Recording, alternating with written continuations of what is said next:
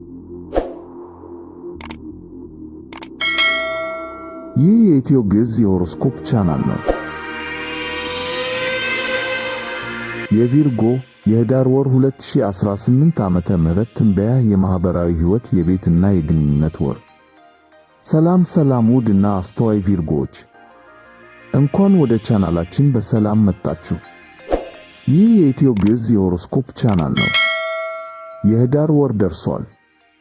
እናም ለእናንተ ይህ ወር በሁለት የተለያዩ እና ተቃራኒ በሚመስሉ ኃይሎች መካከል የምትኖሩበት ጊዜ ነው። በአንድ በኩል ከሰዎች ጋር የመገናኘት እና የመውጣት ከፍተኛ ፍላጎት፣ በሌላ በኩል ደግሞ ቤት ውስጥ የመቆየት እና ከቤተሰብ ጋር የመሆን ጉጉት። እስኪ አንድ ጥያቄ ልጠይቃችሁ። በሕይወታችሁ ውስጥ በአንድ ጊዜ ከጓደኞቻችሁ ጋር እያንዳንዱን ዝግጅት ላይ መገኘት እየፈለጋችሁ፣ ነገር ግን በተመሳሳይ ሰዓት ደግሞ ቤት ውስጥ በሰላም ሆናችሁ ከቤተሰብ ጋር መሆን ወይም የራሳችሁን ፕሮጀክት መስራት የተመኛችሁበት ጊዜ አለ? አዎ ቪርጎዎች፣ የህዳር ወር በትክክል ይህንን ድርብ ስሜት ይዞላችሁ መጥቷል። ከማህበራዊ ህይወት መነቃቃት እስከ ቤተሰባዊ ጉዳዮች፣ ከሙያዊ ስኬት እስከ የፍቅር መረጋጋት ድረስ ይህ ወር በታላላቅ ክስተቶች የተሞላ ነው። ነገር ግን አንዳንድ ጥንቃቄ የሚሹ ፈተናዎችም አሉ። ይህ የኢትዮ ግዕዝ የሆሮስኮፕ ቻናላችሁ ነው። በየጊዜው አዳዲስና ትክክለኛ የኮከብ ትንበያዎችን፣ የባህሪ ትንታኔዎችንና ከመንፈሳዊ እድገት ጋር የተያያዙ መረጃዎችን ይዘንላችሁ እንደምንቀርብ ይታወቃል። ዛሬም እንደተለመደው እጅግ ጠቃሚና ልባችሁን በተስፋ የሚሞላ መረጃ ይዘን ቀርበናል።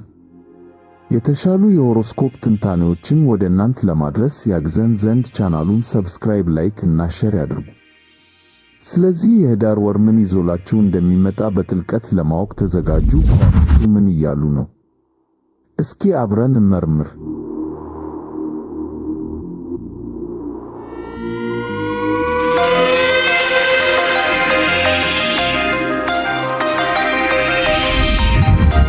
የቪርጎ የህዳር ወር 2018 አጠቃላይ ትንበያ በማህበራዊ ህይወት እና በቤት መካከል።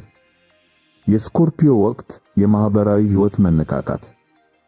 እስከ ህዳር 12 ድረስ ፀሐይ በስኮርፒዮ እና በእናንተ ሶስተኛ ቤት በማህበራዊ ግንኙነት፣ በንግግር እና በአካባቢያዊ እንቅስቃሴ ቤት ውስጥ ትጓዛለች። ይህ ማለት በብዙ ዕቅዶች፣ ከብዙ ሰዎች ጋር በመገናኘት እና ብዙ ሐሳቦችን በመያዝ የተጠመዳችሁ ትሆናላችሁ።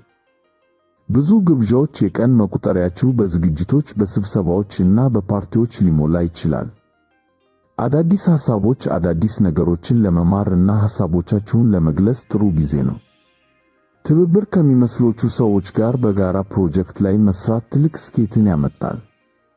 የቤት እና የቤተሰብ ትኩረት፣ የማርስ ተጽዕኖ። ከዚህ ሁሉ ማህበራዊ ህይወት በተቃራኒ ከጥቅምት 25 ጀምሮ ማርስ ወደ ሳጂታሪየስ እና ወደ አራተኛ ቤታችሁ የቤት እና የቤተሰብ ቤት ይገባል። ይህ ማለት በቤት ውስጥ ደፋር እርምጃዎችን ለመውሰድ ትነሳሳላችሁ። ምናልባት የቤት እድሳት ፕሮጀክት ወይም ለረጅም ጊዜ የቆየ የቤተሰብ ጉዳይን መፍታት።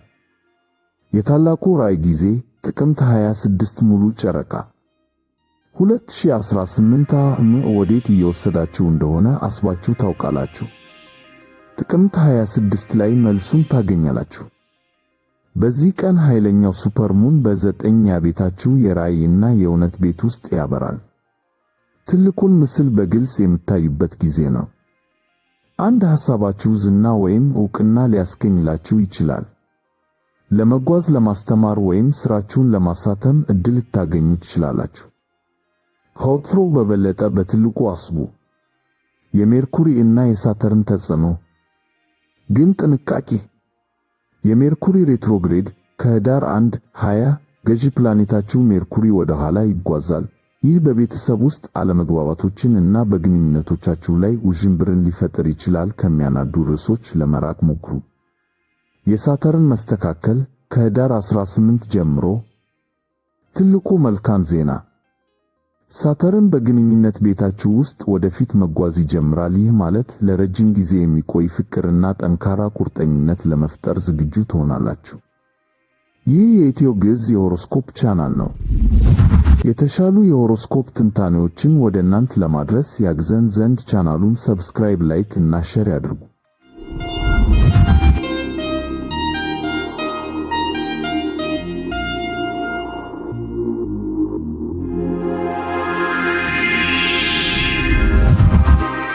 የቪርጎ የህዳር ወር 2018 የፍቅር ትንበያ የንግግርና የቤት ውስጥ ፍቅር።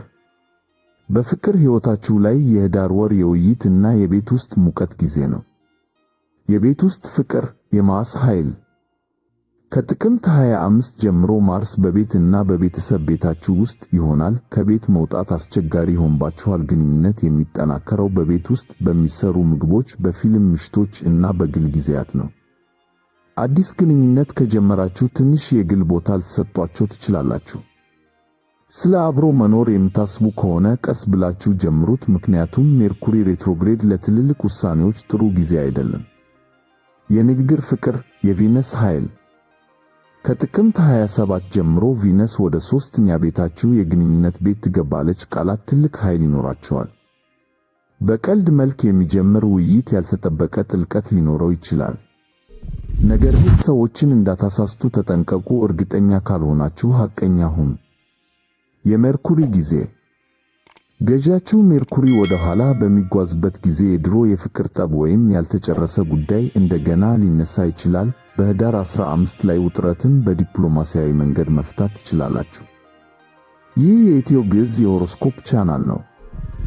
የተሻሉ የሆሮስኮፕ ትንታኔዎችን ወደ እናንተ ለማድረስ ያግዘን ዘንድ ቻናሉን ሰብስክራይብ፣ ላይክ እና ሼር ያድርጉ።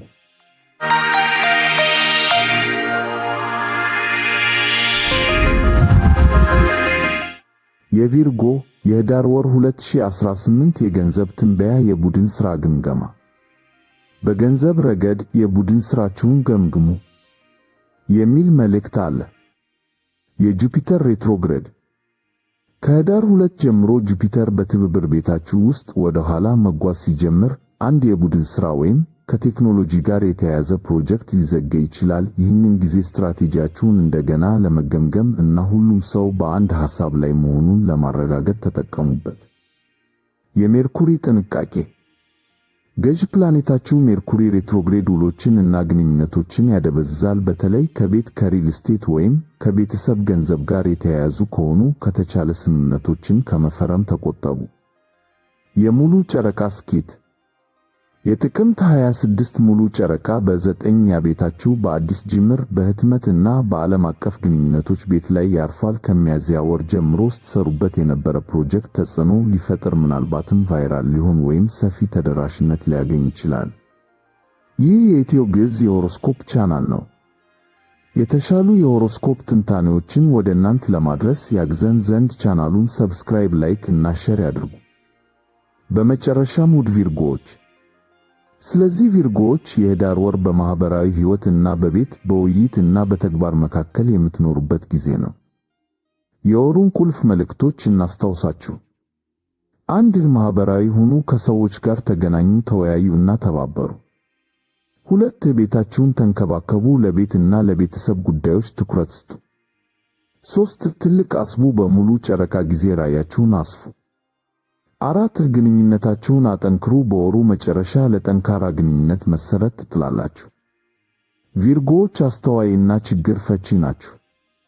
ስለተመለከታችሁኝ ከልብ አመሰግናለሁ። ቪዲዮውን ላይክ፣ ሼር እና ሰብስክራይብ በማድረግ ቤተሰብ እንሁን። የሚገባችሁን ሰላም፣ ፍቅር እና ስኬት ሁሉ እመኝላችኋለሁ። ቸር ሰንብቱ።